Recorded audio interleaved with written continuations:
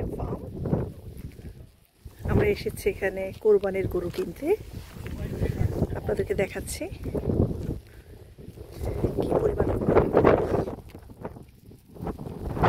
Angus বলে যেই গরুগুলা খুব সবাই বলে যে এটা খুব ভালো মাংস, খুব স্বাদের।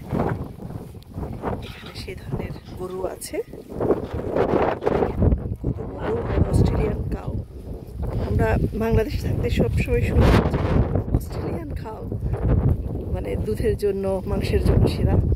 তো এখানে দেখেন হাজারে হাজারে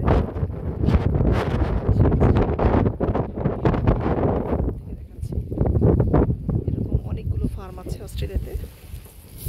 তো আমরা আজকে এসেছি সেরকমই একটা ফার্মে, যেখান থেকে আমরা কোরবানির গরুটা পছন্দ করব।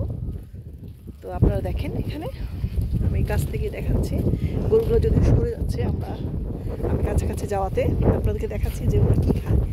ওরা হচ্ছে এখানে খড়, অনেকটা খৈল বলে যেটাকে আমাদের দেশে, সে খৈল, আলু এরকমভাবে লাইন দিয়ে বিছানো আছে। তো ওরা ওগুলো খাচ্ছে। এই যে দেখেন, আমি আপনাদেরকে দেখাচ্ছি অনেক বড় বড় গরু। একটু উপর থেকে দেখানোর চেষ্টা করছি, যদিও খুব একটা ভালো দেখাতে পারছে কিনা জানি না। বেশিরভাগ গরুই হচ্ছে কালো রঙের, যেটা দেখতে পাচ্ছি। দেখেন এখানে বেশ কিছু খড়ও আছে, যে আমরা গাড়ি নিয়ে এসেছি। দূরে একটা শেড দেখা যাচ্ছে, ওই যে ওখানে একটা গাড়ি দিয়ে ওখানে বেশ কিছু যে ফার্মের কাজ চলতেছে, ওরা হয়তো মাটি পরিবর্তন করতেছে এবং ওইখানে রাখা আছে। আমি একটু জুম করে আপনাদেরকে দেখাচ্ছি বেশ কিছু আলু, যেগুলা ওরা খাবারের জন্য ব্যবহার করে সেগুলো, এবং গমের যে গাছটা যেটা সেটা রাখা আছে। ওখানে একটা শেড রাখা আছে।